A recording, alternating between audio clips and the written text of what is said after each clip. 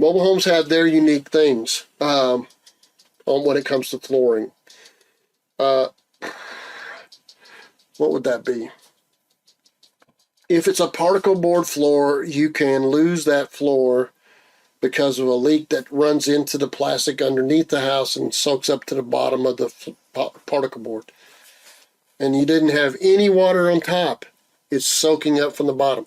So you don't have the plastic on the bottom, and the water runs down the hillside and it's underneath your house. It hits the bottom of that particle board and that starts swelling up. Particle board, although the cheaper way of making a floor, is the enemy to longevity. Invariably somebody's going to spill something, and it's if it reaches that particle board, some point down the road, you're going to have an issue. I've seen it where mice have chewed on a water line that's going to the other end of the house. In the living room, we'll have a swelled up place, and they can't figure out how in the world is this swelling up in the living room. It's because the water line sprayed up to the bottom of that particle board,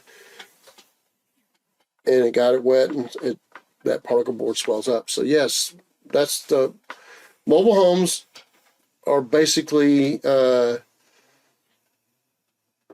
it's a home on a budget, and the amount of time that you spend will show up in the quality of the material. So hopefully that's an answer.